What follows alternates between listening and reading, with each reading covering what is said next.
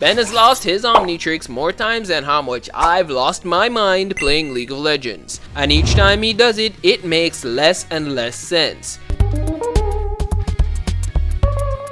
Reason being is because the Omnitrix is supposed to be bound to your DNA like it becomes a part of you. Take for example in the episode Back with a Vengeance, Ben gets trapped in the Null Void with Kevin 11 and Vilgax, and he offers to trade the Omnitrix for the life of his cousin. Now when this happens to Ben, you can see how painful it is to remove the watch. We can see the waves and discharge that the Omnitrix is letting off and how much it is pushing Kevin away, almost as if the watch is rejecting the idea of being taken off. And of course, you can clearly see that this is attached to Ben.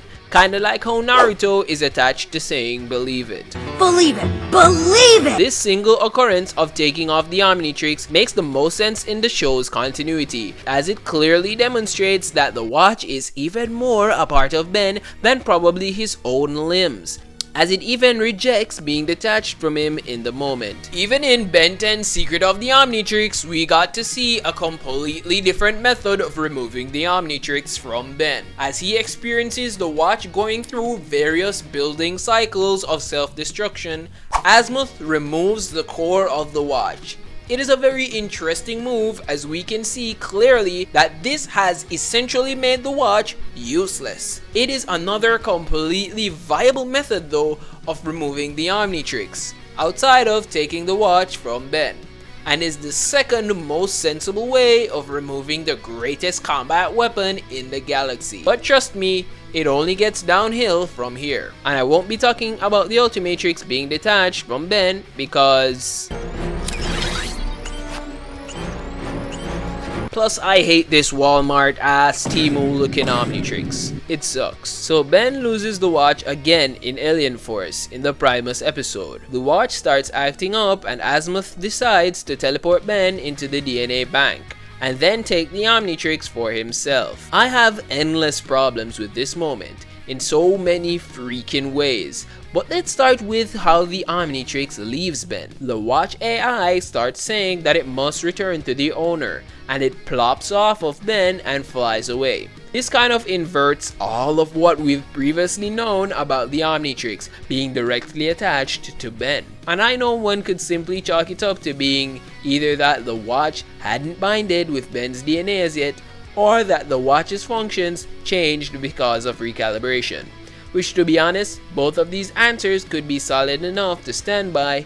However, one can estimate that after the events of the first two seasons, the watch itself would have already been securely bound to Ben Tennyson. I can reason this on one simple moment in the episode Good Copy, Bad Copy, when Azimuth arrived after Albedo and Ben's Omnitrix crossed paths. He removed the core of Albedo's watch, rendering it completely useless. He does a similar thing to Ben all the way back in the Secrets of the Omnitrix movie, but why make this move? What I believe is that if the watch has bound itself to the user securely, based on moments that we've seen in Back with a Vengeance and the episode Secrets, we can easily assume that the Omnitrix, once bound to you, isn't particularly easy to take off. Hence why Vilgax had to go through so much trouble to try and get it off of Ben in both occurrences.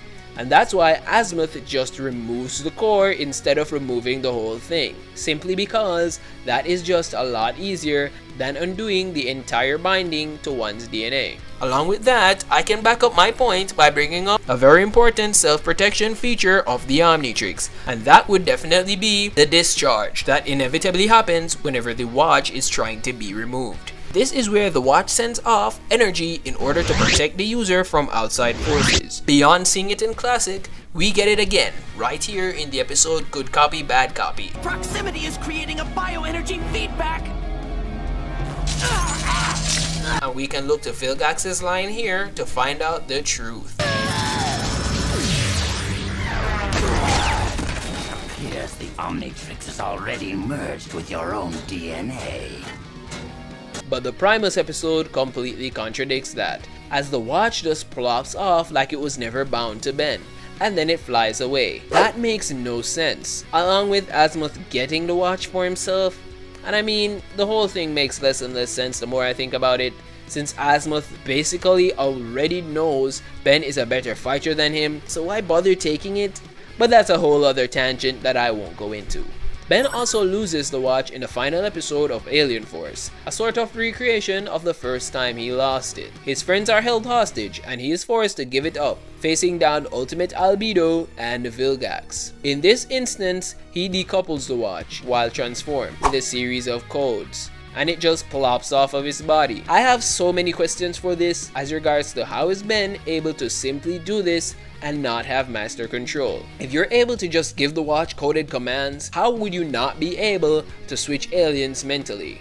It just doesn't add up. In the case of the final episode of Alien Force, I wouldn't even give up the watch. I would just bet it all on Alien X. It would be a gamble, but I'm pretty sure it would solve my problem. Potentially a trend I do see with the recalibrated watch though, after the episode Good Copy Bad Copy, is that it doesn't seem to be bound to Ben's DNA that much.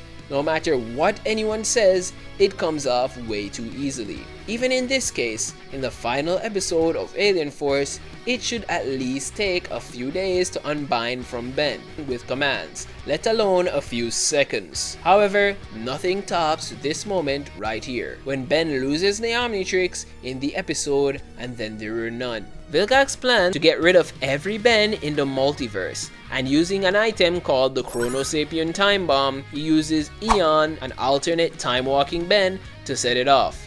And it ends up taking out all Tennysons with Omnitrixes, and the watch just falls off of Ben and onto No Watch Ben's hand. By that logic of the watch just slipping off of Ben Prime's wrist onto No Watch Ben's wrist, does that mean that the watch has a resistance to the Chronosapien Time Bomb? Would that also mean that the other Omnitrixes would be there laying on the floor after the bomb goes off?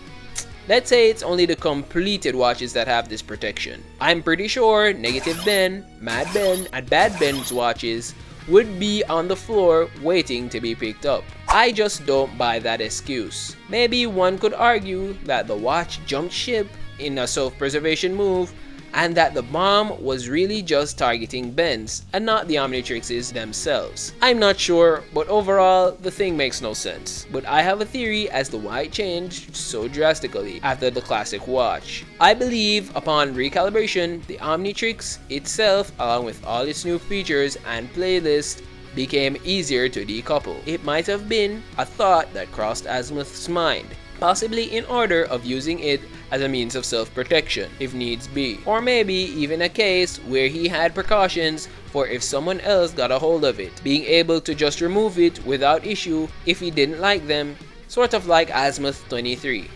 But what I can say for sure is that stuff like this is dumb.